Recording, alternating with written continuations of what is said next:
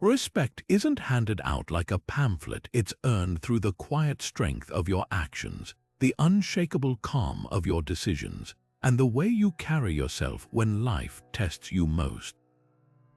Think about the last time someone commanded your attention without saying a word. Maybe it was their poise under pressure, their refusal to be rattled by chaos, or the way they stood firm in their principles without apology. That's the power of Stoicism in action, a philosophy forged in ancient wisdom but sharper than ever in today's world of noise and distraction. This isn't about demanding respect, it's about embodying it so naturally that others can't help but take notice. Imagine walking into any room, any conversation, or any challenge with a presence that speaks before you do, a quiet authority built on 25 deliberate choices rooted in Stoic practice. These aren't grand gestures or empty performances. They're decisions forged in self-mastery, clarity, and an unbreakable commitment to living with integrity. From the way you handle criticism to how you navigate setbacks, each choice is a brick in the foundation of a life that draws respect effortlessly. The Stoics knew this truth centuries ago. Respect isn't something you chase. It's something you attract by who you become. Over the next few minutes, we'll explore these 25 Stoic decisions, each one a practical step toward a presence that commands respect without begging for it. Whether it's mastering the art of listening over speaking, embracing discomfort as your teacher, or refusing to let petty conflicts derail your purpose, these principles are your blueprint. This isn't about manipulation or playing games. It's about cultivating an inner strength so undeniable that it shapes how the world sees you. So if you're ready to transform not just how others perceive you, but how you perceive yourself, let's begin. The journey starts with a single choice, the decision to lead with Stoic resolve.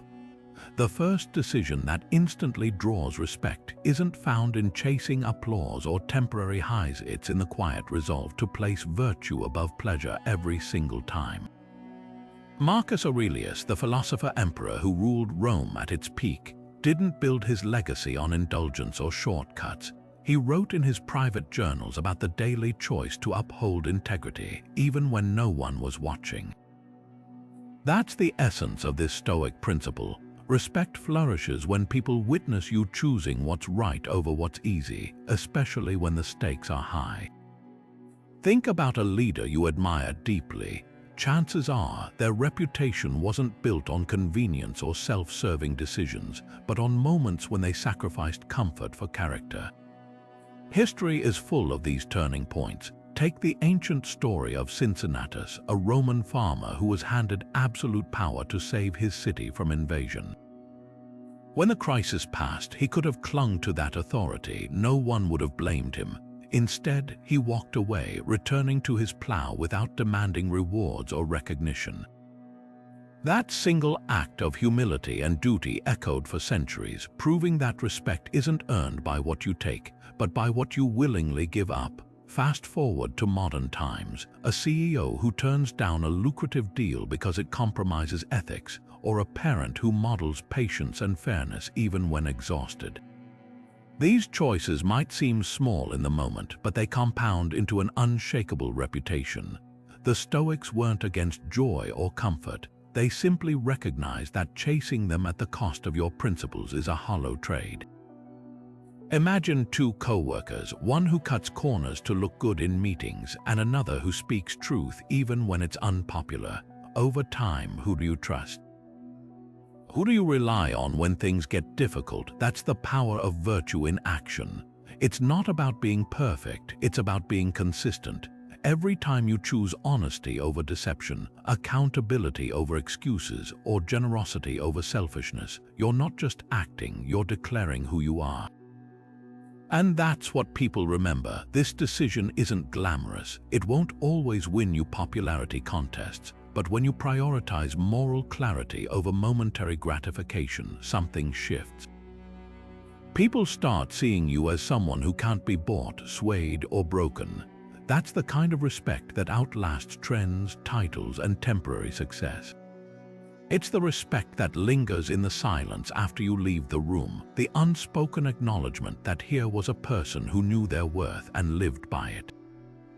The second decision that separates those who command respect from those who beg for it lies in the space between stimulus and response, that critical moment when most people react but Stoics respond. Picture a heated argument where voices rise, fists clench, and logic evaporates. Now imagine someone in that chaos who remains still, breathes deeply, and answers with precision rather than impulse. That pause, that deliberate choice to override primal reflexes with reason, is where true authority is born. Seneca, the Stoic philosopher who served as advisor to Emperor Nero, faced daily provocations in a court riddled with treachery.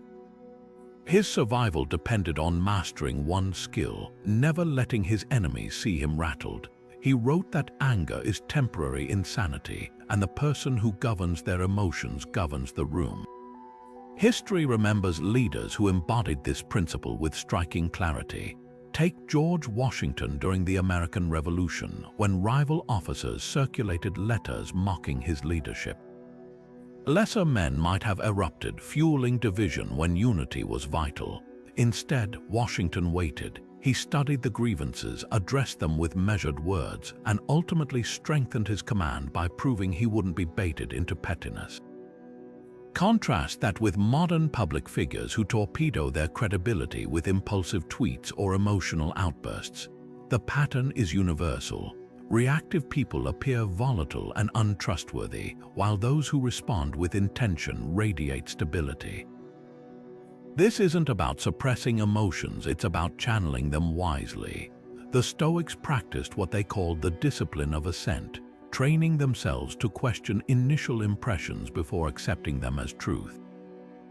When insulted, they'd ask, "Is this actually harmful or just my ego flinching?" When challenged, they'd consider, "Does this demand a response or is silence the sharper weapon?"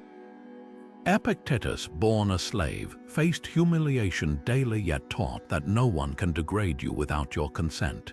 His freedom came from choosing his battles with surgical precision, never wasting energy on what didn't serve his purpose. You've felt this power in everyday life. Recall a time someone cut you off in traffic and you let it go instead of honking furiously. Or when a colleague took credit for your idea and you addressed it later with facts rather than fury. In those moments, you weren't just avoiding conflict, you were demonstrating something far more compelling: mastery over yourself. That's the secret Stoics understood.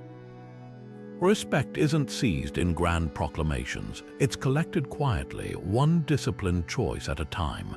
Every instance you refuse to be hijacked by emotion, you send a silent message. This is a person who cannot be easily shaken.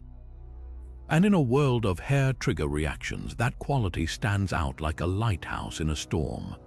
The third decision that earns respect might seem counterintuitive at first. It's the deliberate choice to seek discomfort rather than flee from it. The Stoics called this ascesis, the practice of voluntary hardship, not as punishment but as training for the soul. Picture this: a Roman senator like Cato the Younger, one of history's most respected Stoics, purposefully wearing thin clothing in winter or sleeping on the hard ground despite his wealth. These weren't acts of showmanship, they were drills for the mind, proving that comfort wouldn't dictate his character. Fast forward to today, and you'll find the same principle in the routines of elite athletes, Navy SEAL, and founders who build empires. People who wake up before dawn, push through grueling workouts, or face rejection daily without flinching. What unites them? The understanding that comfort corrodes resilience while controlled struggle forges it. Think of the modern parallels: cold showers, intermittent fasting, or even something as simple as leaving your phone behind for a day. These are small acts of ascesis. They might seem trivial, but each one is a vote for self-mastery over convenience. When others see you opting for the harder path when an easier one exists, something shifts. They recognize a person who isn't enslaved by cravings or convenience. Take David Goggins, the ultramarathon runner and former Navy SEAL, whose entire philosophy is built on embracing suffering. His book isn't titled "Stay Comfortable, It Can't Hurt Me." That mindset, rooted in Stoic thought, doesn't just build physical endurance, it radiates a kind of quiet credibility. People respect those who have proven they can endure. The Stoics weren't masochists, they weren't seeking pain for its own sake. Their goal was inoculation, a way to prepare for life's inevitable hardships by choosing smaller ones first. Seneca put it bluntly: set aside a certain number of days to eat only the plainest food, wear your roughest clothing, and ask yourself, is this what I used to dread? That question cuts to the heart of voluntary discomfort. It shrinks fear. When you've willingly faced cold, hunger, or fatigue, sudden setbacks lose their power to destabilize you. That's why entrepreneurs like Tim Ferriss preach fear setting, deliberately envisioning worst-case scenarios to diminish their grip. It's modern ascesis. This principle plays out in subtle ways every day. The co-worker who bikes to work in the rain while others complain about traffic. The parent who wakes up an hour early to read or exercise despite exhaustion. These choices compound into something far greater than discipline. They become a signature of character. When you voluntarily embrace discomfort, you send an unmistakable message. You're governed by purpose, not pleasure. And in a world where most people reflexively avoid anything difficult, that stance doesn't just earn respect, it demands it. Not because you're shouting about your sacrifices, but because your actions whisper, "I've already conquered harder things." The fourth Stoic decision that builds instant respect is mastering the art of speaking less and meaning more. A principle Epictetus summed up in 4 piercing words: "We have 2 ears and 1 mouth, so we may listen more than we speak." In a world drowning in noise, where oversharing is mistaken for authenticity and compulsive talking passes as confidence, the discipline of silence stands out like a beacon. The Stoics recognized what modern neuroscience confirms: words lose power when they're endless. Think of the last time someone held a room captive, not with quantity, but with quality. Each syllable weighted, each pause deliberate. That's the magnetism of restrained speech. History's most respected leaders shared this trait. Take Lucius Junius Brutus, Rome's first consul, who remained silent for days while others debated overthrowing tyranny. When he finally spoke, his words carried such force they sparked a revolution. Contrast that with today's politicians or influencers who mistake airtime for authority, diluting their message in a flood of unnecessary words. The pattern is universal. Those who speak sparingly are leaned into. Those who speak constantly are tuned out. The Stoics practiced this through prosouch attention to one's inner dialogue, filtering every potential utterance through 3 gates. Is it true? Is it necessary? Is it kind? If a thought failed even one, it stayed unspoken. Consider the modern workplace. A manager who interrupts every meeting to assert opinions often erodes trust, while one who listens deeply and speaks only to crystallize the discussion becomes the de facto leader. Or social settings, the person who dominates conversations with personal stories earns polite nods, but the one who asks thoughtful questions and offers rare insights becomes unforgettable. Silence isn't passive, it's strategic. Epictetus warned students that careless speech reveals a lack of self-possession, like leaving your front door unlocked, inviting chaos in. He advised speaking only when your words could improve upon the silence. This principle extends beyond verbal restraint. In negotiations, the first to break the silence often loses leverage. In conflict, the party that listens longest understands most.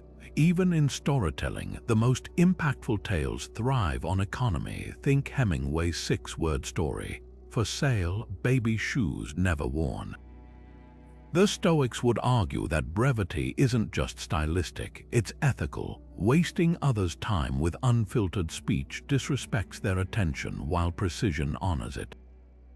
Practice makes this instinctive. Before speaking, ask, does this add value or just fill space? Would silence serve better? Like a sculptor chiseling away excess marble to reveal the statue within, you'll find your words gain gravity when unnecessary ones fall away. People begin to lean in when you speak, knowing your silence wasn't absence, it was preparation. That's the respect earned not by demanding the floor, but by proving you deserve it. The fifth Stoic decision that cuts through noise and earns genuine respect isn't about perfection. It's about owning your mistakes with unwavering honesty. Ancient Stoics like Marcus Aurelius kept journals not to celebrate victories, but to dissect failures with surgical precision.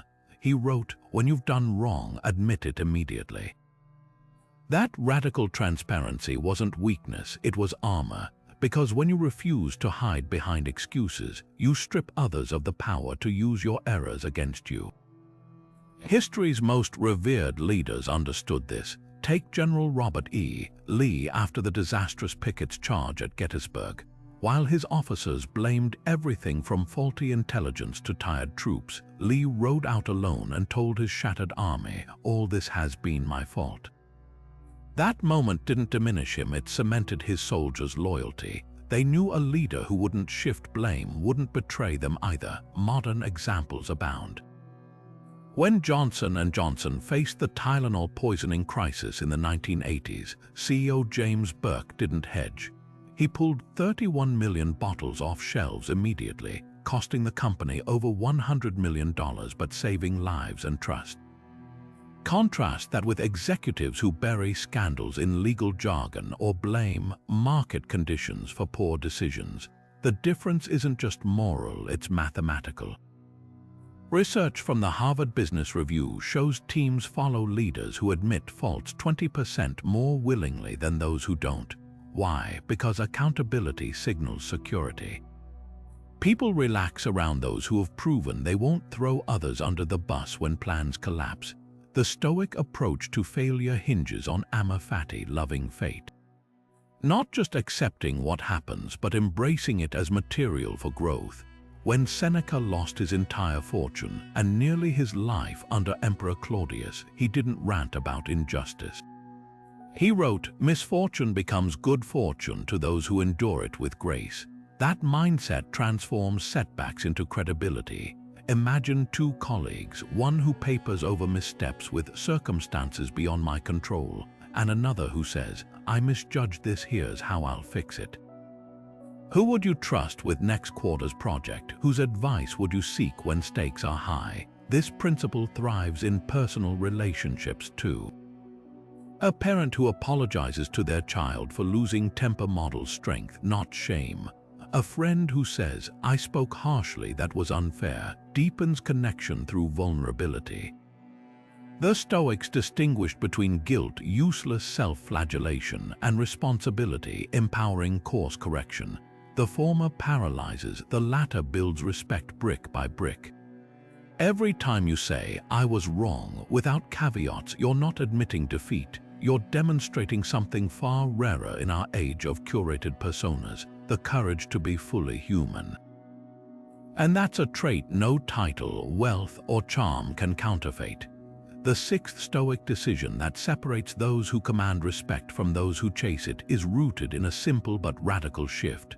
Pouring all your energy into what you control and letting go of what you don't. The Stoics called this the dichotomy of control, a mental dividing line between your actions always within your power and outcomes never fully guaranteed. Picture two candidates in a job interview. One obsesses over whether they'll get the offer, rehearsing answers to please the panel. The other focuses solely on presenting their skills clearly, listening intently, and responding with integrity. Neither controls the final decision, but one radiates confidence while the other leaks desperation. That's the power of this principle. It doesn't just reduce anxiety, it projects unshakable poise. History's most respected figures operated this way. Take Theodore Roosevelt's brutal 1912 presidential campaign, where he was shot in the chest before a speech. Most would have cancelled. Roosevelt, a student of Stoic philosophy, assessed what he controlled, his ability to speak despite the pain, and ignored what he didn't, whether the crowd would vote for him. His now legendary words, "It takes more than that to kill a bull moose."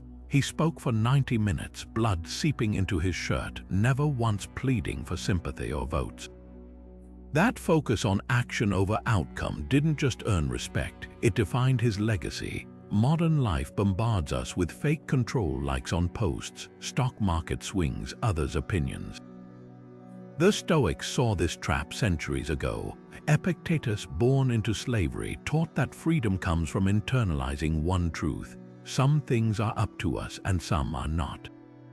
He'd challenge students to list what's truly theirs: judgments, desires, efforts versus what's not: reputation, wealth, even their own bodies. This wasn't pessimism, it was liberation. Imagine a negotiator who fixates on the deal's terms, uncontrollable, rather than their preparation and adaptability, controllable. The first sweats and stumbles, the second stays nimble, earning trust through presence, not pressure. This mindset shines in everyday scenarios: the athlete who focuses on perfect form instead of podium placement, the writer who obsesses over craft rather than bestseller lists. Even parenting, you control the lessons you teach, not how your child applies them. The paradox: letting go of outcomes often improves them. Studies show job candidates who adopt this control-focused mindset perform better in interviews, not because they magically succeed more, but because they communicate from a place of authenticity versus approval-seeking. The deeper magic lies in what this signals to others. When people witness you unfazed by chaos, adjusting to setbacks without complaint, they see someone operating on a different frequency. Not a person who's never hit storms, but one who builds boats instead of cursing the rain. That quiet confidence, the kind that says, "I'll handle what's mine and release what isn't," doesn't just earn respect. It becomes your signature. The seventh Stoic decision that instantly elevates your presence is deceptively simple: strip complaining from your vocabulary entirely. The ancient Stoics didn't just avoid complaints, they saw them as outright theft. Every moment spent lamenting circumstances steals energy from solving problems or finding meaning. Seneca, exiled to Corsica under trumped-up charges, could have filled scrolls with bitterness. Instead, he wrote, "A prison is just a room, and no one but you can make your mind a captive." His letters from that period didn't dwell on injustice. They explored philosophy, nature, and human resilience. That refusal to indulge in victimhood didn't just preserve his dignity, it turned exile into a masterclass on turning adversity into advantage. Modern research backs this ancient wisdom. Stanford studies show chronic complainers experience elevated cortisol levels, impairing problem-solving abilities, while those who frame challenges neutrally maintain cognitive flexibility. Imagine two employees facing the same tight deadline. One vents about unrealistic expectations, draining team morale. The other assesses obstacles calmly, redistributing tasks efficiently. Over time, who gets entrusted with leadership, who's seen as the stabilizing force when crises hit? The difference isn't talent, it's the choice to redirect energy from complaint to action. This principle reshapes family dynamics too. A parent who grumbles about traffic during every school run teaches children to focus on irritants. One who says, "Let's use this time to brainstorm your science project," models reframing.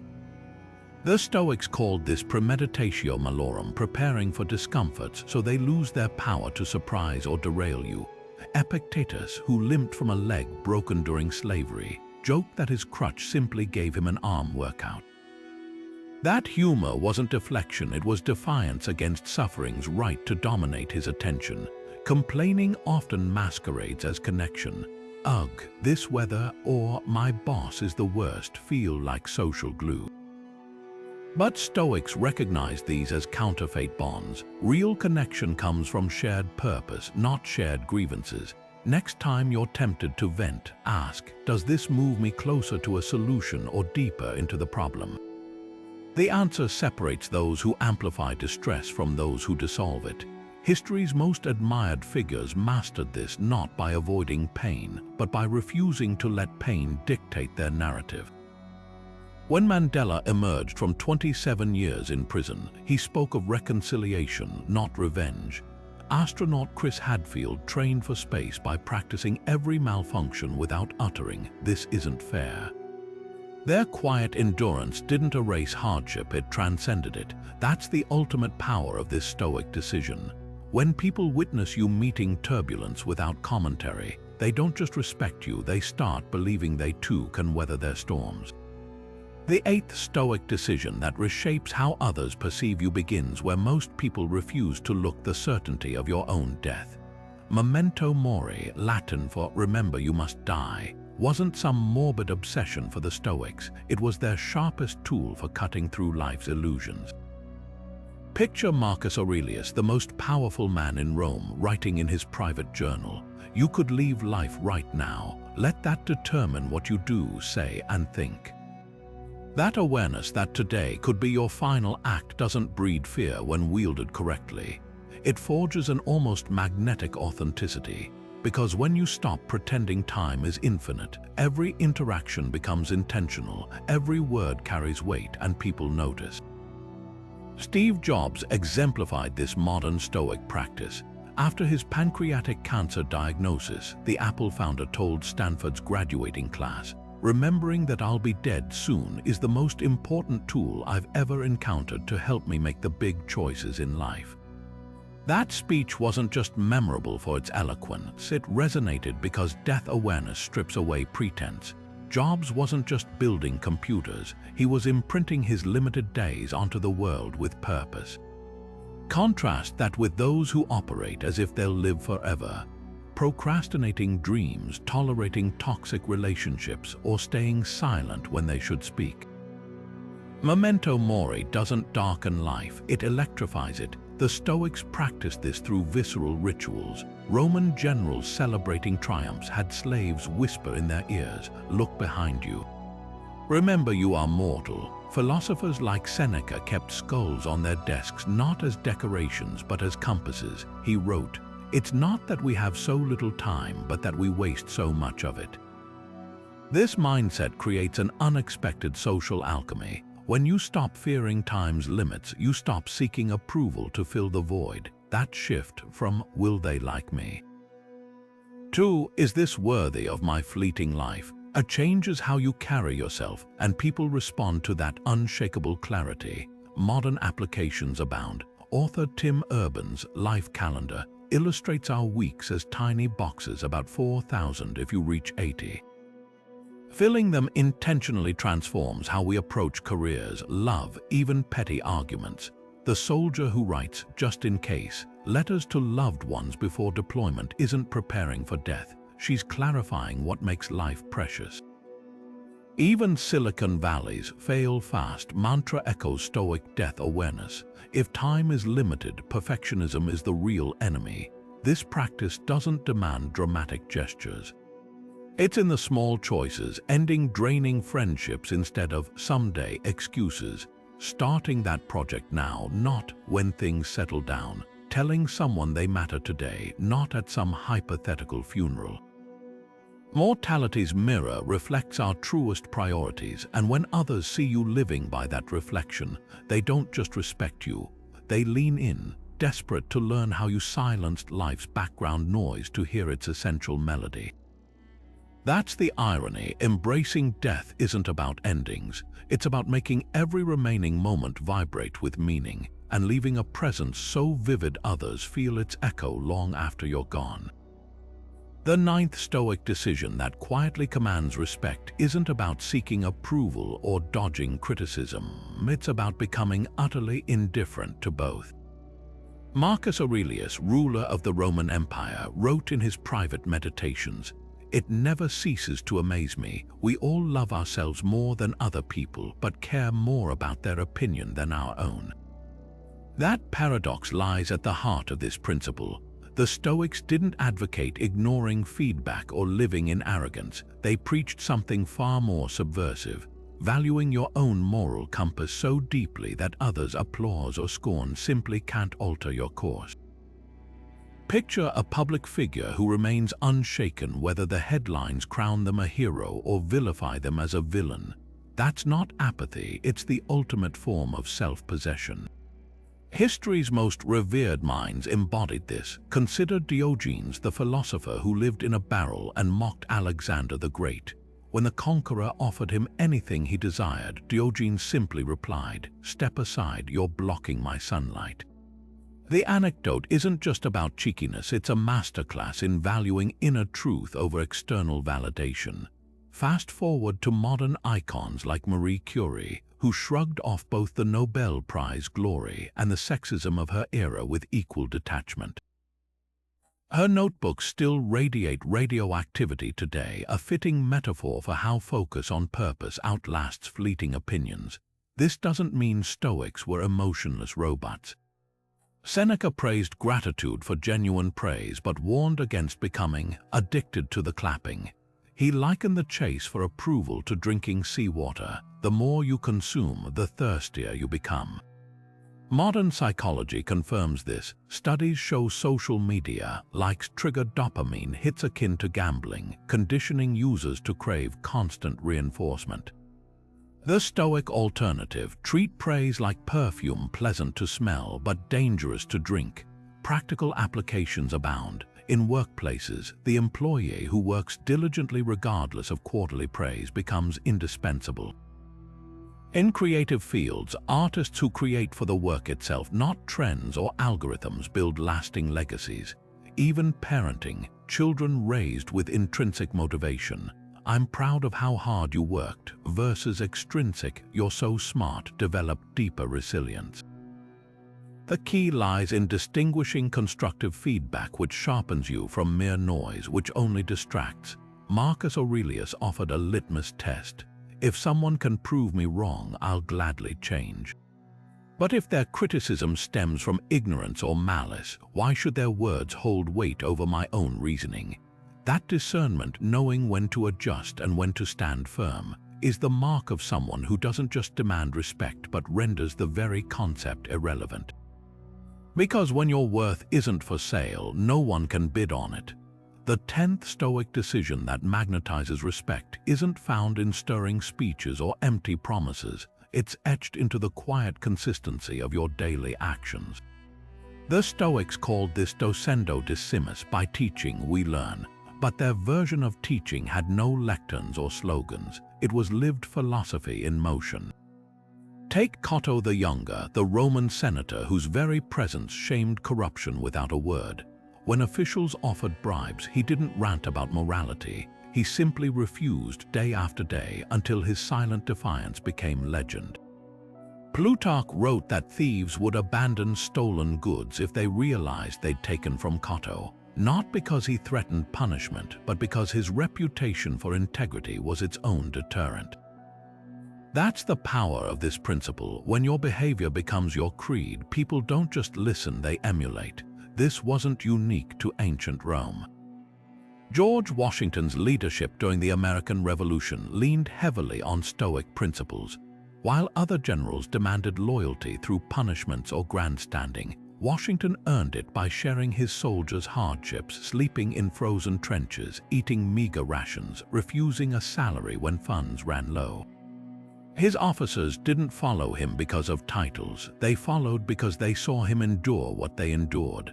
Modern psychology calls this the prototype effect. We instinctively trust those who embody the standards they advocate.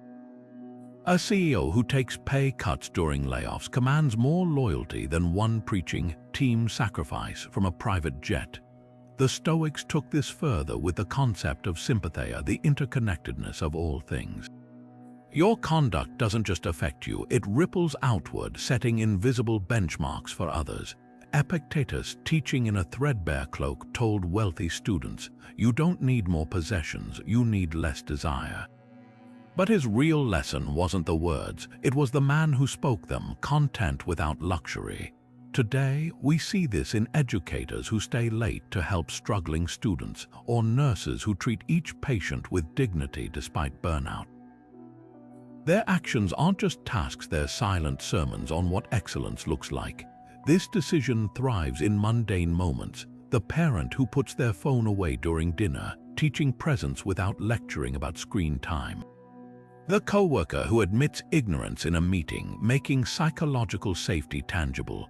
Even historical villains understood this power. Nazi propagandist Joseph Goebbels wrote, "A lie told once remains a lie, but a lie told 1,000 times becomes the truth." The Stoic inversion, truth lived 1,000 times, needs no proclamation. There's an alchemy to leading by example that bypasses skepticism.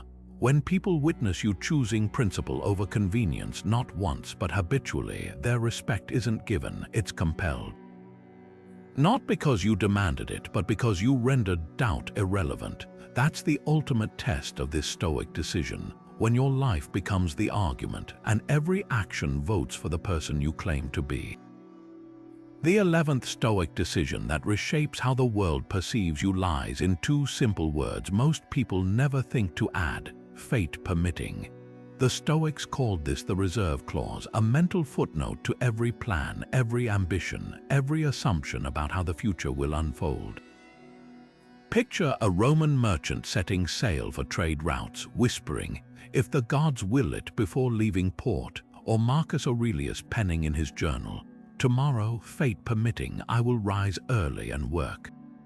That tiny phrase wasn't superstition, it was radical responsibility. Because when you attach fate permitting to your plans, you're not just acknowledging uncertainty, you're training yourself to hold goals loosely while gripping effort tightly.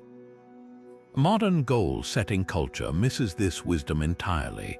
Best-selling books preach bulletproof 10-year visions, motivational speakers demand unshakable certainty, and corporate mantras chant, "Failure is not an option."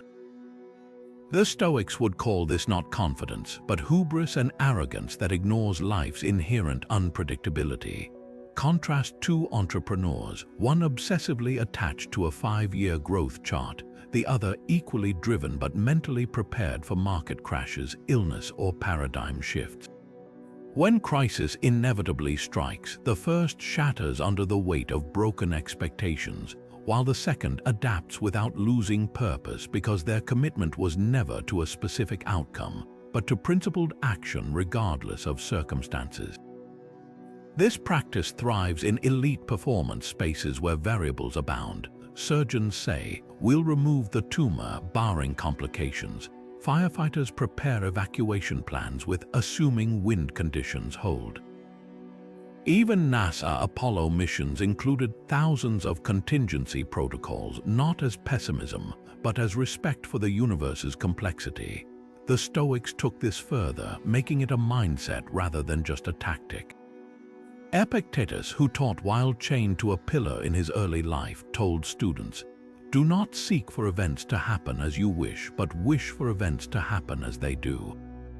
That inversion, focusing on response over expectation, doesn't weaken resolve, it liberates it from fragility. Consider how this plays out in everyday life. Parents who say, "We're planning a beach vacation, weather permitting," model adaptability to children better than those who rage against rain clouds. Colleagues who propose ideas with "unless someone has a better approach" invite collaboration rather than defensiveness. Even relationships benefit from this nuance. The partner who says, "I'll be there by 7, traffic allowing," builds trust through transparency about life's variables. The magic of the reserve clause isn't in lowering standards, but in elevating awareness. It's the difference between a mighty oak that snaps in a storm and bamboo that bends without breaking. When others witness you pursuing ambitions with full effort while holding outcomes lightly, they see more than flexibility. They see someone who cannot be disillusioned because you've made peace with reality's terms. That rare balance between fiery dedication and serene detachment doesn't just earn respect, it makes you a compass others turn to when their own plans crumble. The 12th Stoic decision that silently elevates your stature in any room hinges on a delicate balance, forgiving swiftly, but never forgetting the lesson. Seneca, who endured exile, betrayal, and Nero's volatile whims, wrote that anger is a brief madness, but forgiveness without wisdom is its own form of folly. Picture two leaders, one who nurses slights like fine wine, letting bitterness curdle every interaction, and another who addresses wrongs clearly, then releases them not out of weakness, but because clinging to resentment is like drinking poison and waiting for the other person to die. The Stoics recognized this paradox. True strength isn't in holding grudges or in blind tolerance, but in the razor's edge between mercy and self-respect. Consider the Roman general Scipio Africanus, who defeated Carthage but refused to salt its earth or enslave its people. When senators demanded harsher terms, he replied, "We fight to restore dignity, not erase it." That act of calculated clemency didn't make him appear soft. It cemented his reputation as someone too secure for petty vengeance. Contrast that with modern feuds where celebrities or co-workers escalate disputes publicly, mistaking retaliation for power. The Stoic alternative: treat forgiveness as a transaction where you extract the insight, then discard the emotional debt. When a business partner betrays your trust, you might choose to work with them again, but never without updated contracts. When a friend speaks harshly in anger, you grant them grace while noting the cracks in their character. This principle thrives in neuroscience. Studies show that forgiving activates the prefrontal cortex, the brain's rational center, while reducing stress hormones. But the Stoics added a crucial nuance: forgiveness isn't amnesia. Marcus Aurelius journaled about those who wronged him not to rehearse grievances, but to distill their actions into lessons. The obstacle becomes the way wasn't about ignoring harm, it was about recycling pain into wisdom. Imagine a parent whose child repeatedly misses curfew. The Stoic approach isn't screaming matches or silent resentment, it's calmly enforcing consequences while saying, "This isn't about punishment, it's about the respect we owe each other's time." The magic lies in what this signals to others. When you forgive quickly, you reveal a mind uncluttered by pettiness. When you do so without excusing patterns, you broadcast unshakable boundaries. Nelson Mandela mastered this upon leaving prison, inviting his jailers to his inauguration not as a spectacle of absolution, but as proof that his spirit couldn't be chained by their actions.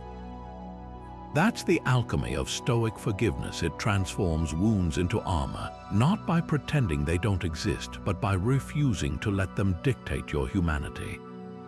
People respect that rare blend of compassion and steel far more than either trait alone.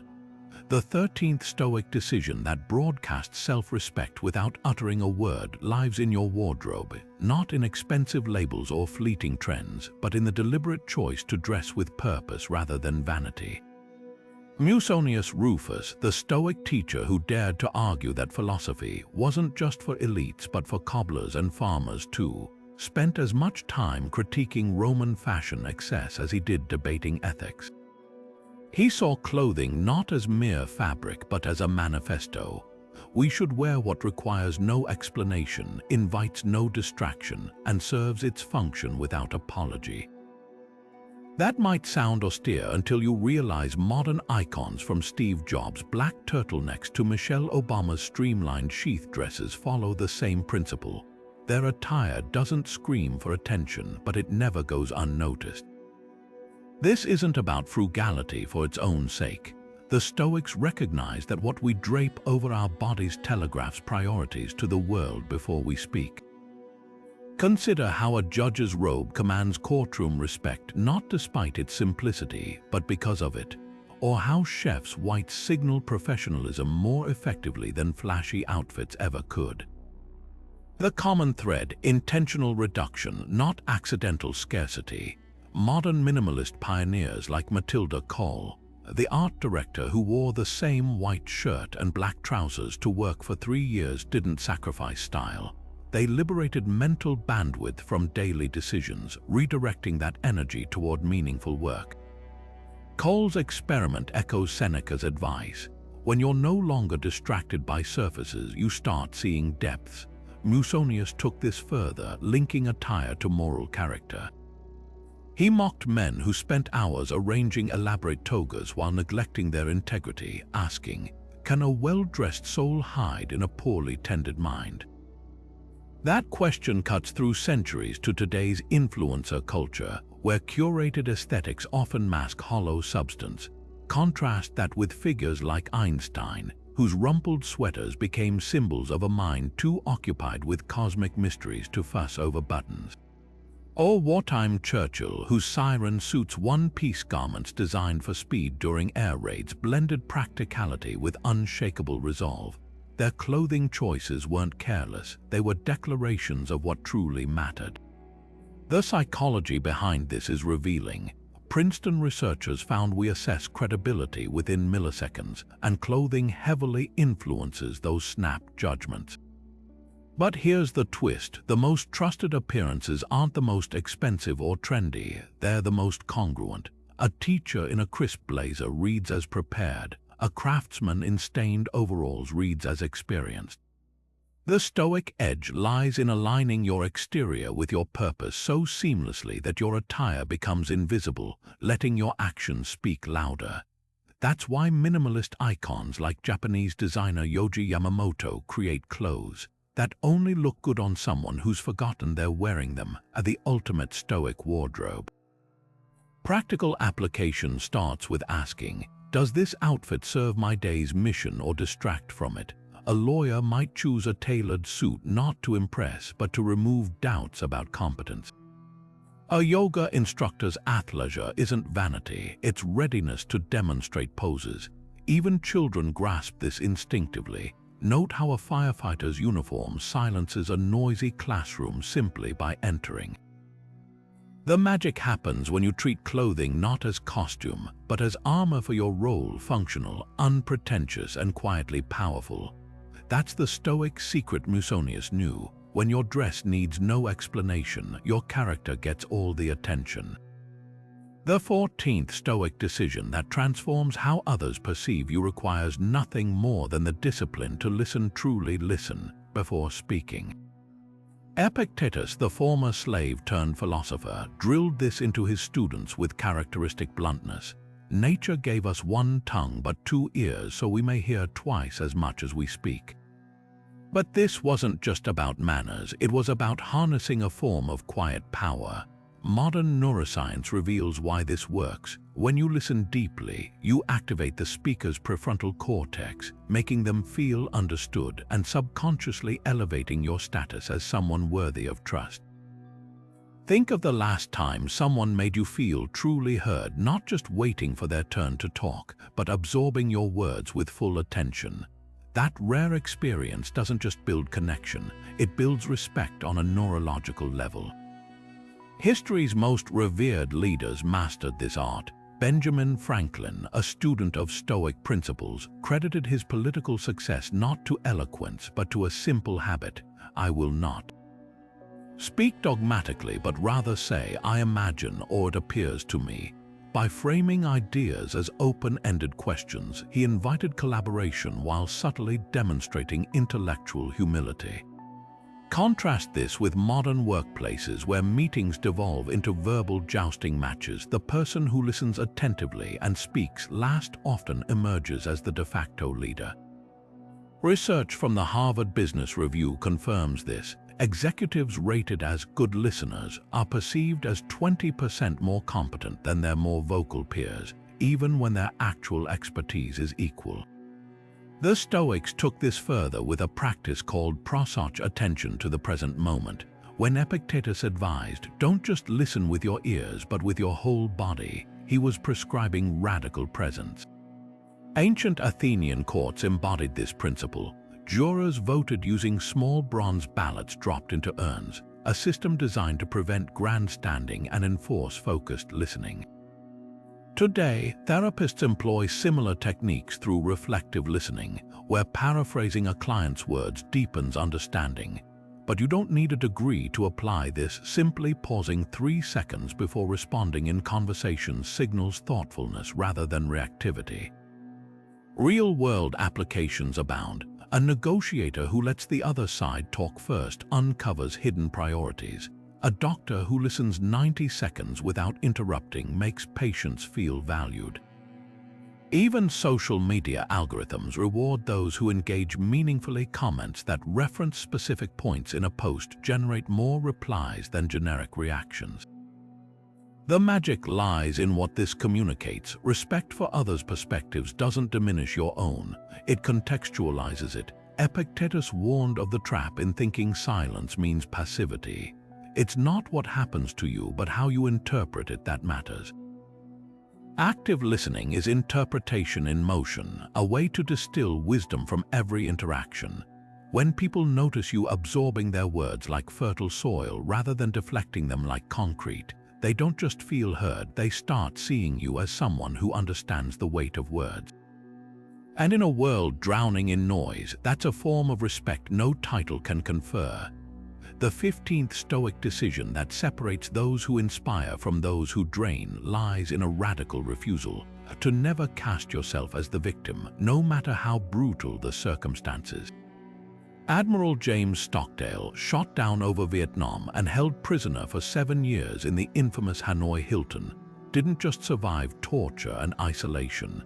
He emerged as the highest-ranking naval officer to refuse early release, insisting his men come home first. When asked how he endured, his answer was pure stoicism. You must never confuse faith that you will prevail in the end, which you can never afford to lose, with the discipline to confront the most brutal facts of your current reality. That razor's edge, acknowledging hardship without surrendering to it, is what makes rejecting victimhood so magnetizing. People don't follow martyrs, they follow warriors who transform suffering into strength. Stockdale's prison diaries reveal how this played out daily.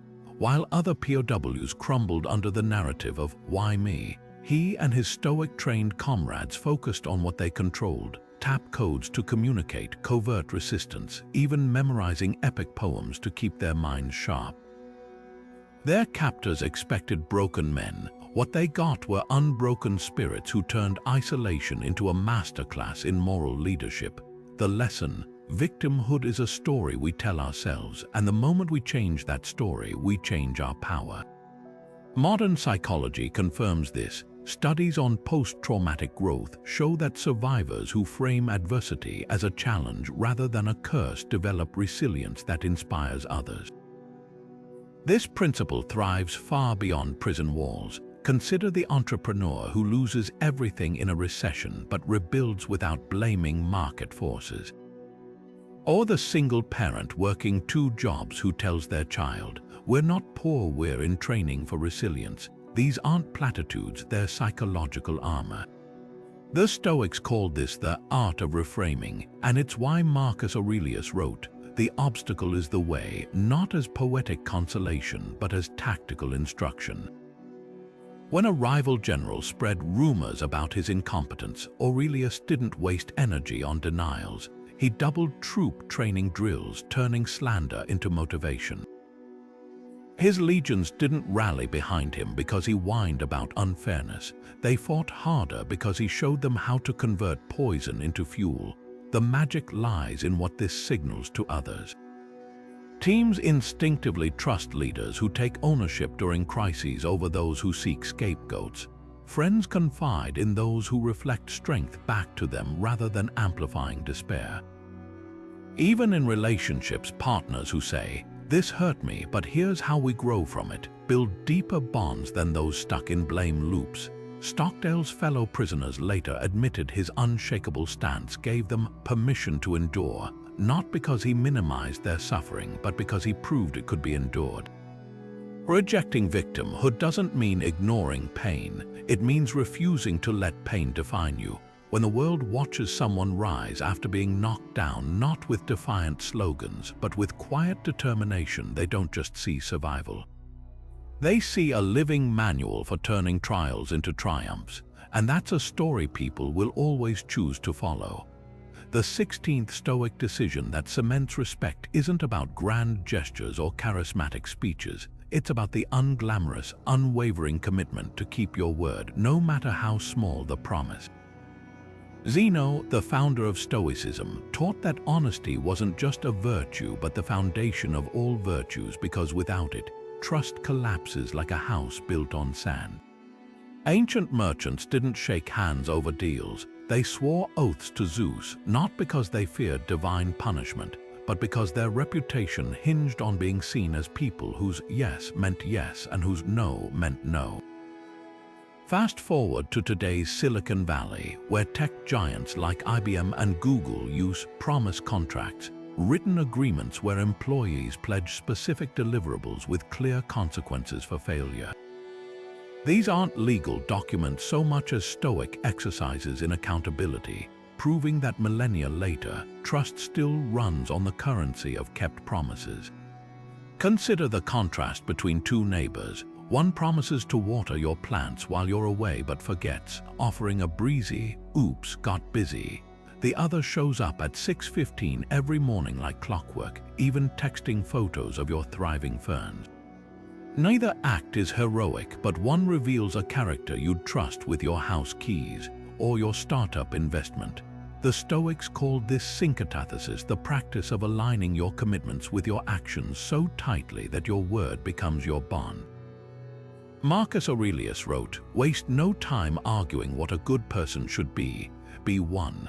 And nowhere does this resonate louder than in the quiet fulfillment of promises made. History's most trusted figures built legacies on this principle. When George Washington's officers urged him to seize power as a dictator after the Revolutionary War, his refusal wasn't just political, it honored his earlier vow to serve only the people's will.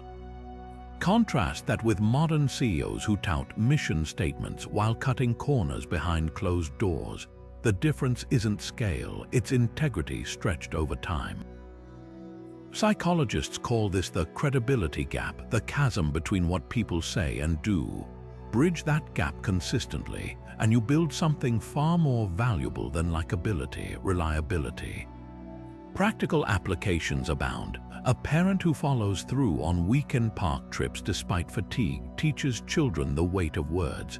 A freelancer who delivers work early just once becomes the client's go-to. Even apps like Stick, where users put money on the line to achieve goals, tap into Stoic accountability. Making promises tangible raises the stakes. The deeper magic lies in what this signals to others. When people witness you treating a coffee date with the same seriousness as a boardroom deal, they don't just see punctuality, they see someone who respects their time as sacred. And that's when respect transcends admiration and becomes allegiance. The Stoics took this further with the concept of proherses, the will to choose virtue over convenience in every moment. Keeping promises isn't about being perfect, it's about being perpetually mindful of your capacity before committing. Epictetus advised, "Don't promise to lift mountains if you struggle with pebbles." That humility, the willingness to underpromise and overdeliver, doesn't shrink your influence, it compounds it. Because when your word becomes a guarantee stamped by action, people stop questioning your credibility and start relying on it. And in a world drowning in empty pledges, that's the kind of respect that doesn't just open doors, it builds fortresses. The 17th Stoic decision that transforms ordinary people into anchors during storms isn't about suppressing emotion, it's about mastering a rare state the ancients called apatheia. Mistranslated today as apathy, this concept was anything but indifference. Think of it as emotional antifreeze, the ability to feel deeply without being hijacked by those feelings when clarity matters most. Picture a firefighter charging into a burning building while others flee. Their heart pounds, adrenaline surges, yet their hands stay steady as they methodically search for survivors. That's apatheia in action, not the absence of fear, but the presence of purpose overriding it. When the Twin Towers fell on September 11th, the world watched stock traders sprint from Wall Street, while a group of boat captains no one had heard of, the Marine Evacuation Brigade, steered straight into the smoke, ferrying over 500,000 people to safety in 9 hours. Their secret weapon wasn't heroism, it was the Stoic discipline of separating internal alarms from external action. History's greatest crisis managers share this trait. When Johnson & Johnson's Tylenol crisis unfolded in 1982, CEO James Burke didn't convene lawyers to limit liability. He immediately pulled 31 million bottles off shelves, costing the company over $100 million but saving countless lives. His now legendary quote wasn't crafted by PR teams. It takes years to earn trust and seconds to lose it. Contrast that with executives who panic during scandals, deleting emails, blaming interns, or hiding behind legalese. The difference isn't experience, it's the Stoic practice of premeditatio malorum, anticipating disasters mentally so when they strike, you're not reacting but executing rehearsed wisdom. Navy SEAL train this way, running murder ball drills where instructors simulate battlefield chaos explosions, fake blood, teammates screaming until candidates can insert Roman 4 under fire. The goal isn't to eliminate stress but to function through it. Modern neuroscience reveals why this works. When cortisol floods the brain, it shuts down the prefrontal cortex, our reasoning center, and activates primal fight or flight responses. But studies on elite athletes and trauma surgeons show their brains behave differently under stress. Through repeated exposure, they've rewired neural pathways to keep reasoning centers online. The Stoics achieved this through mental rehearsals. Seneca would practice poverty by wearing ragged clothes and sleeping on the floor. Epictetus told students to visualize losing everything, not to dwell in darkness, but to prove to themselves they could endure light's absence. That's why apatheia is magnetic. It broadcasts that no matter how fierce the storm rages outside, there's someone in the eye who remains unshaken. This principle thrives in everyday leadership too. The teacher who calmly directs students during a lockdown drill earns lifelong trust from parents. The nurse who cracks a joke while drawing blood turns fear into comfort. Even in relationships, the partner who responds to heated words with measured tones often diffuses conflicts faster than those who match anger with anger. The magic isn't in never feeling, it's in choosing how that feeling shapes your next move. As Marcus Aurelius scribbled in his war tent, you have power over your mind, not outside events. Realize this and you will find strength. That strength doesn't just earn respect, it becomes the compass others desperately follow when their own North Stars fade. The 18th Stoic decision that separates those who chase approval from those who command genuine respect lies in a quiet revolution defining success entirely on your own terms. While society screams that wealth, followers, or luxury cars measure worth, the Stoics whispered a radical alternative: virtue alone suffices. Marcus Aurelius, emperor of Rome's vast empire, wrote in his private journal, "It is ridiculous not to escape from your own vices, which is possible, while attempting to escape the vices of others, which is impossible." That inversion, focusing on internal benchmarks over external validation, doesn't just free you from comparison, it broadcasts an unshakable self-possession that others can't help but admire. Modern minimalists embody this principle brilliantly.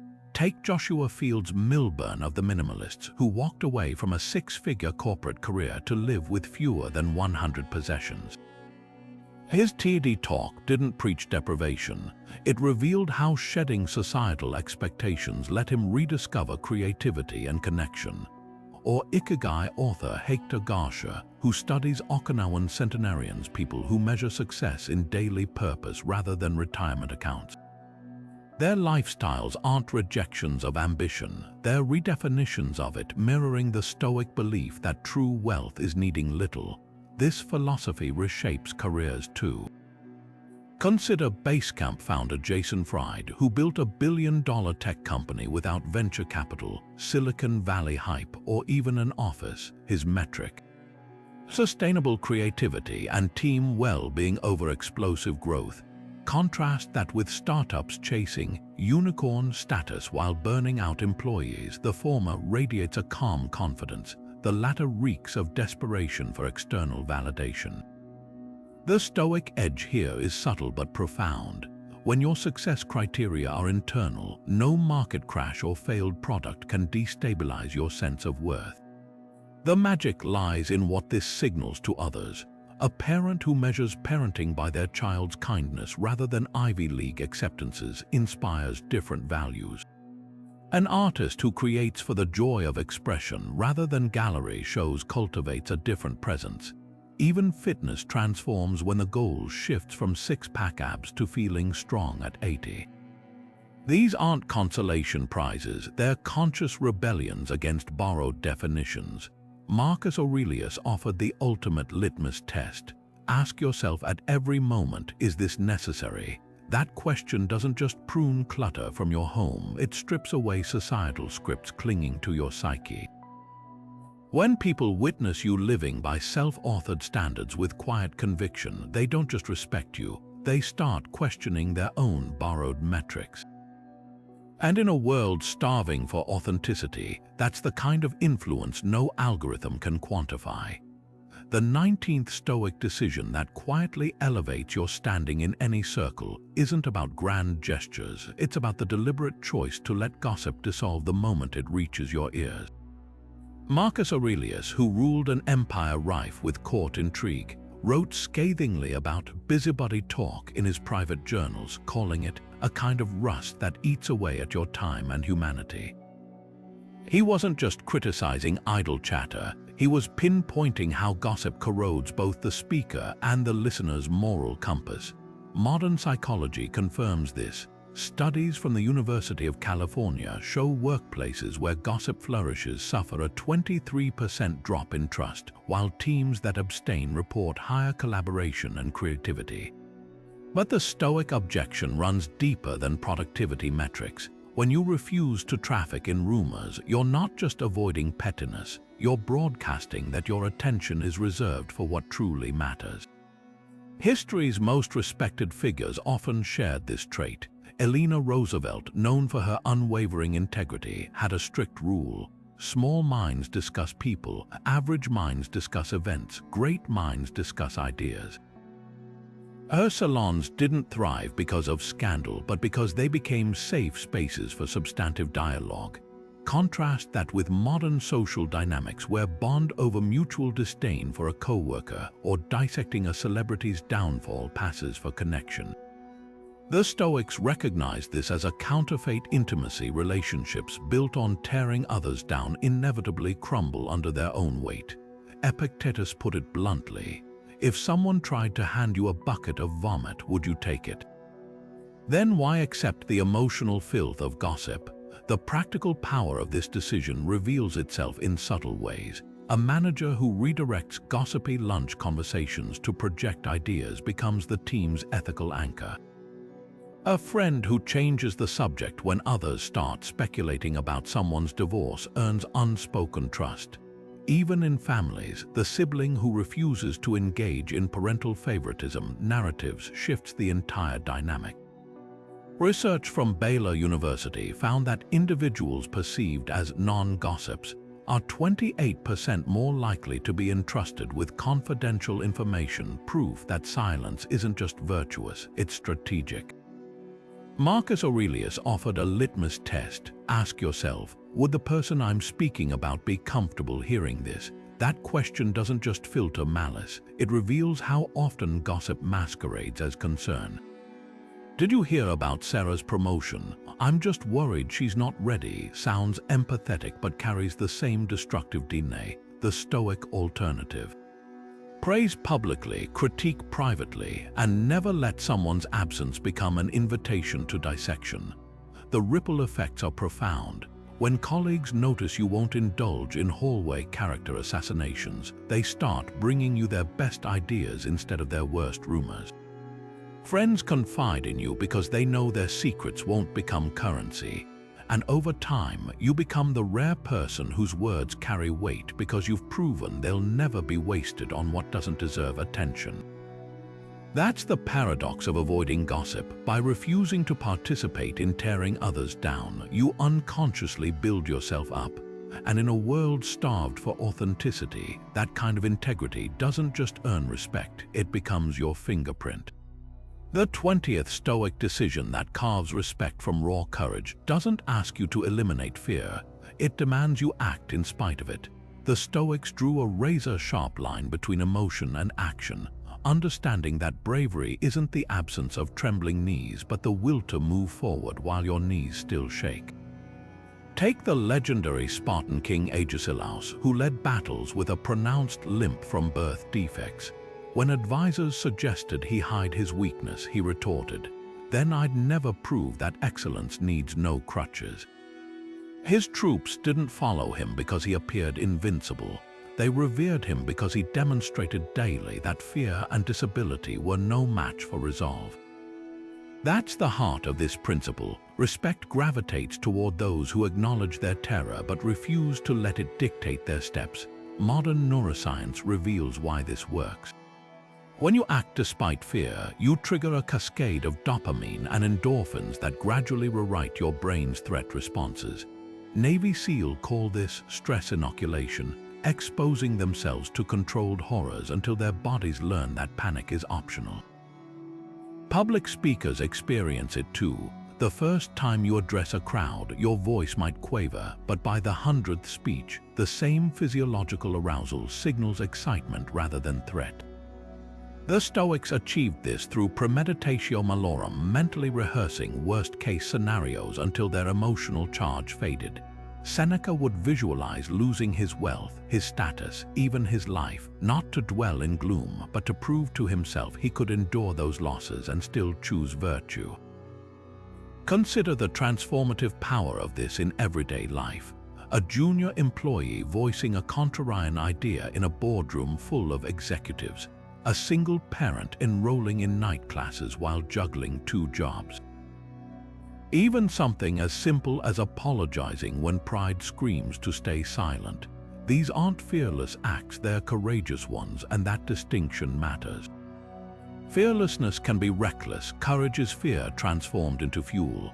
When the world watches someone acknowledge their dread yet proceed anyway, they don't see vulnerability. They witness a rare kind of strength that bypasses bravado entirely. History's most pivotal moments hinge on such choices. Churchill's stammer didn't vanish when he rallied Britain during the Blitz. He harnessed its rhythm to make his pauses more potent. Rosa Parks' hands weren't steady when she refused to surrender her bus seat, but her resolve was. These figures didn't become icons because they lacked fear. They became legends because their actions transcended it. The Stoic twist, they recognized fear not as an enemy, but as the very crucible that forges respect. When you refuse to let terror veto your choices, you're not just conquering yourself, you're showing others how to conquer theirs. The 21st Stoic decision that builds an aura of unshakable strength isn't about dodging insults, it's about rendering them powerless by refusing to take the bait. Seneca's treatise on anger dissects this art with surgical precision, comparing insults to arrows that only pierce if you stand within range. He recounts how the philosopher Stilpo, when his city was sacked and his family taken captive, was asked if he'd lost anything. His reply, "All my possessions are with me," meaning his character and reason. That punchline in the face of devastation wasn't just wit. It was a masterclass in emotional jiu-jitsu, using humor to flip the script on suffering. Modern psychology confirms this tactic. Studies show that individuals who respond to provocations with lightheartedness are perceived as 23% more confident than those who retaliate or withdraw.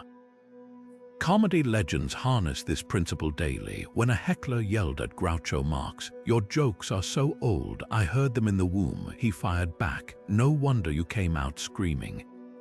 The crowd roared, not just at the zinger, but at the unmistakable message. His self-worth wasn't up for debate. Diplomats operate similarly. Winston Churchill, when accused of being drunk by an opponent, famously retorted, "And you, madam, are ugly. But I shall be sober tomorrow." The burn wasn't the point, the effortless deflection was. These aren't just clever comebacks, they're demonstrations of an anchored identity that no insult can destabilize. Seneca took this further, advising readers to treat insults like bad, whether annoying but impersonal. He imagined critics as toddlers hurling mud. Getting angry would only prove you're playing at their level.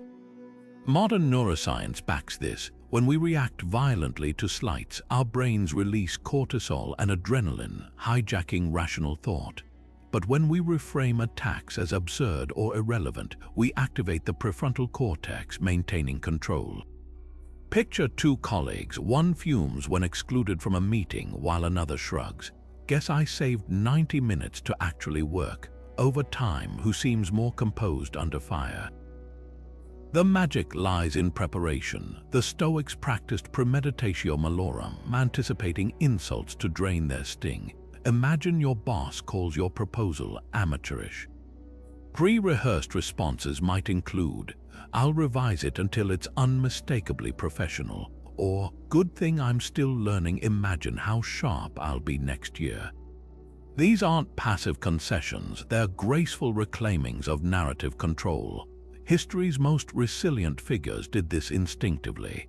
When Gandhi was told British officials wouldn't see him, he quipped, "Then I shall have the privilege of waiting outside their indifference."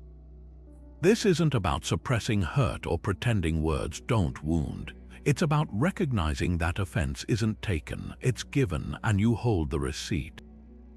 When people witness you absorbing verbal punches like a stone absorbs rain, unchanged and unimpressed, they don't just see thick skin. They see someone operating on a frequency where pettiness can't resonate. And in a world addicted to outrage, that kind of immunity doesn't just earn respect, it redefines the rules of engagement entirely. The 20-second Stoic decision that etches your name in the collective memory of those around you isn't about claiming glory, it's about scattering it freely. Scipio Africanus, the general who crushed Rome's most feared rival, Hannibal, cemented his legacy not with triumphal boasts, but by insisting his victories belonged to his soldiers. When the Senate offered him unprecedented honors, he redirected the spotlight, declaring, "My men's blood watered this triumph." That act of humility wasn't just magnanimous, it was strategically brilliant. Modern leadership studies from the University of Pennsylvania reveal that teams led by credit sharers outperform others by 34% in sustained morale and creativity. The Stoics understood what science now confirms. Gratitude amplifies influence far more aggressively than self-promotion ever could. Consider the contrast between two modern CEOs. One takes the stage at a product launch, detailing their personal vision and late-night breakthroughs. Another begins by introducing engineers, designers, and even interns by name, explaining how each contributed to the breakthrough. Both may achieve applause, but only one builds the kind of loyalty that survives setbacks. Harvard Business Review calls this the collective efficacy effect. When individuals feel seen as essential to success, they don't just work harder, they innovate fearlessly. The Stoic twist, generosity with credit, isn't altruism, it's the ultimate power move. By lifting others into the light, you don't dim your own, you become the source of illumination itself. History's most enduring leaders mastered this balance. When Jonas Salk developed the polio vaccine, he refused to patent it, telling Edward R. Murrow, "Could you patent the sun?" His decision cost him billions but made him immortal in public trust. Contrast that with tech founders who cling to sole inventor narratives until lawsuits expose collaborators. The difference isn't just ethics, it's emotional intelligence. Roman Stoics practiced sympatheia, the belief that all achievements are woven from collective effort. Marcus Aurelius would list mentors, allies, and even critics in his journals, acknowledging their invisible hands in his growth. That habit didn't weaken his authority, it grounded it in irrefutable authenticity. Practical applications abound. A teacher who attributes a student's breakthrough to our class's curiosity fosters a culture of shared discovery. A surgeon who praises nurses and anesthesiologists in post-op interviews strengthens team cohesion for future crises. Even parenting transforms when a child hears, "We solved this together," rather than, "I fixed it for you." These aren't polite gestures, they're psychological blueprints for building environments where excellence becomes contagious. The magic lies in what this signals to others' subconscious. You're not a competitor to surpass, but a catalyst who makes them better. Research from the Wharton School shows that professionals who consistently share credit receive 28% more collaboration requests than those who don't. Why? Because acknowledging others' contributions doesn't subtract from your worth. It multiplies their investment in your leadership. Scipio's troops didn't just respect him, they fought ferociously for him, knowing their sacrifices would be remembered. In a world obsessed with personal branding, that kind of loyalty isn't just rare, it's revolutionary. The 23rd Stoic decision that separates those who crumble under pressure from those who stand firm begins long before disaster strikes. It's the daily practice of rehearsing chaos so thoroughly that when it arrives, you greet it like an old acquaintance.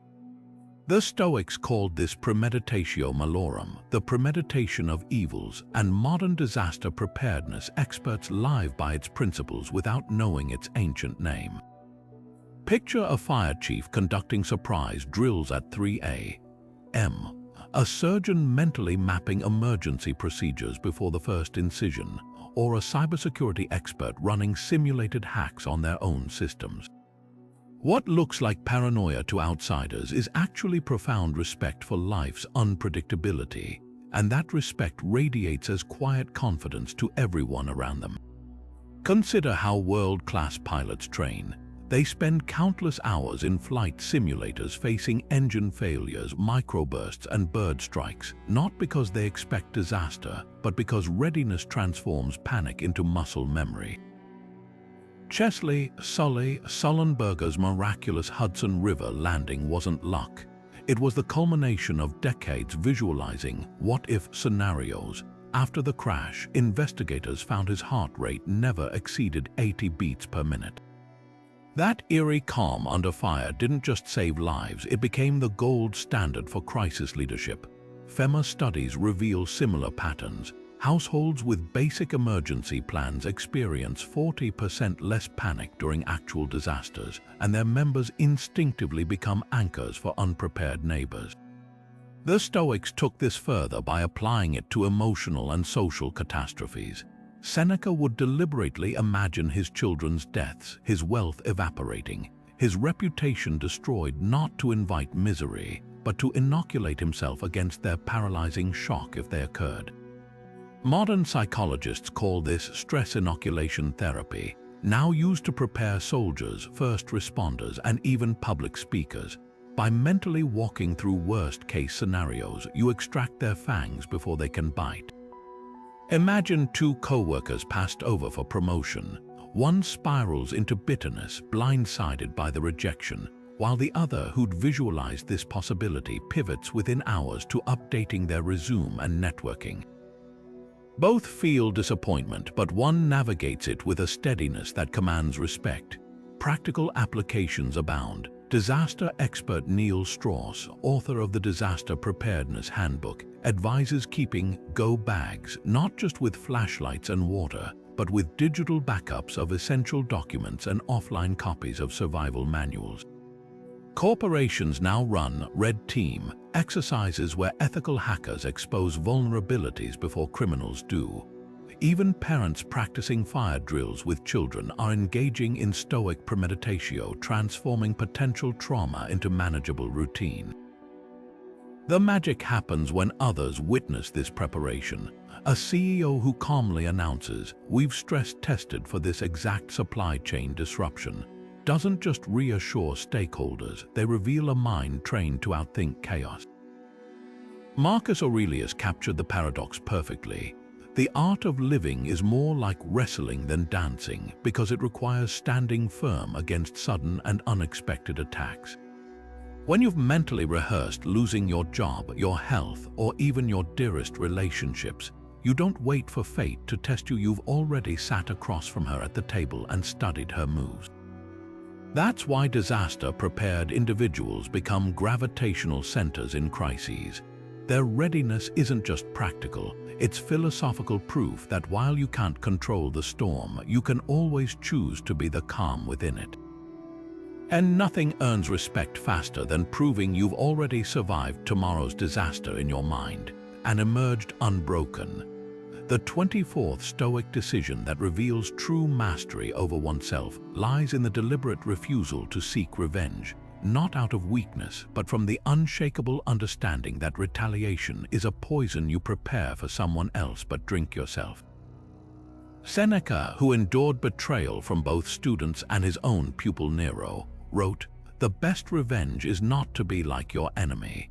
That twist, using injustice as fuel to elevate rather than degrade yourself, doesn't just neutralize conflict, it transforms you into someone impervious to pettiness. Think of Marcus Aurelius, who faced countless conspiracies during his reign yet insisted, "The wrongdoer wrongs himself by doing wrong. I refuse to join him in that error." This wasn't passive acceptance, it was strategic superiority, proving that magnanimity isn't about letting others off the hook, it's about refusing to let them dictate your character. History's most pivotal moments hinge on this principle. When Abraham Lincoln assembled his cabinet after winning the presidency, he appointed 3 men who'd publicly mocked him as a backwoods baboon. When advisors protested, Lincoln replied, "Destroying enemies, no. Making them friends destroys enemies." That Stoic reframe, viewing antagonists as potential allies, didn't just heal post-war America. It revealed a psychological truth modern studies confirm. Workplaces that encourage forgiveness over grudges see 40% higher productivity and 60% lower turnover. Contrast that with toxic offices where revenge takes subtler forms, withholding information, sabotaging promotions, or weaponizing gossip. These aren't power plays, they're admissions that someone else's actions still control your emotional thermostat. The Stoics took this further with the concept of sympatheia, recognizing that wrongdoers are often blind to their own brokenness. Epictetus, enslaved as a child, taught, "When someone steals your cloak, remember they're likely colder than you are." That perspective shift doesn't excuse harm, but it drains the addictive rush of righteous anger. Modern neuroscience validates this. MRI scans show that fantasizing about revenge activates the same neural pathways as physical pain, while forgiving triggers reward centers akin to eating chocolate. The toxic coworker spreading rumors about you, they're not diminishing your reputation, they're advertising their own insecurity at cortisol's expense. Practical applications abound. A manager passed over for a promotion could badmouth the new hire, or mentor them so brilliantly that leadership regrets the oversight. A neighbor who vandalizes your fence might receive cookies with a note, "You must have been having a rough day." These responses aren't naivety, they're psychological jiu-jitsu, using opponents' momentum to throw them off balance. Nelson Mandela embodied this by inviting his prison guards to his presidential inauguration, not as a publicity stunt, but as proof that his spirit had outgrown their chains. The magic lies in what this signals to observers. When you respond to cruelty with curiosity, "I wonder what pain led them here," instead of vengeance, you don't just rise above the conflict, you rewrite its rules. Bullies thrive on predictable reactions. Unbroken kindness baffles them into irrelevance. As Marcus Aurelius scribbled in his war journal, "The olive branch withers when grasped too tightly, but flourishes when held lightly." That's the ultimate power of this Stoic decision. By refusing to play the victim or the executioner, you become something far more formidable, the author of your own dignity. The 25th and final Stoic decision that etches your presence into the world long after you're gone isn't about grand legacies or towering achievements. It's about the quiet art of leaving every room, every conversation, every life you touch infinitesimally better than you found it. Hierarchals, the Stoic philosopher, envisioned this as concentric circles of concern, the self at the center, rippling outward to family, community, and ultimately all of humanity. His radical idea, that wisdom lies in drawing those outer circles inward, treating strangers as neighbors and neighbors as kin. Picture a Roman senator like Epictetus, who could have spent evenings dining with emperors but instead walked the slums of Rome, repairing crumbling aqueducts with his own hands. His contemporaries mocked him until they noticed something peculiar wherever Thracia traveled. Even his enemies began picking up litter. That's the alchemy of this principle. Excellence is contagious when embodied without fanfare. Consider the modern parallels: the teacher who stays late to wipe down desks after a flu outbreak, not for recognition but because germs don't care about job titles. The programmer who documents their code obsessively so the night shift developer doesn't waste hours deciphering it. Even historical giants operated this way. Benjamin Franklin's Junto Club wasn't just a think tank. Members were required to share useful inventions with no patent claims, from improved stoves to volunteer fire departments. These weren't acts of charity, but Stoic exercises, proof that contribution isn't separate from success. It's the bedrock. Research from the University of Pennsylvania's Wharton School confirms this. Teams where members perform micro-contributions, like restocking supplies or mentoring new hires, show 31% higher retention and innovation rates. The Stoics took this further with the concept of sympatheia, the interconnectedness of all things. When Marcus Aurelius wrote, "What harms the hive harms the bee," he wasn't spewing poetry, he was outlining a survival strategy. A business leader today might call this creating stakeholder value, but the ancient version cuts deeper. Take the Japanese philosophy of mottainai, a reverence for resources so profound that schoolchildren learned to fold used aluminum foil for reuse.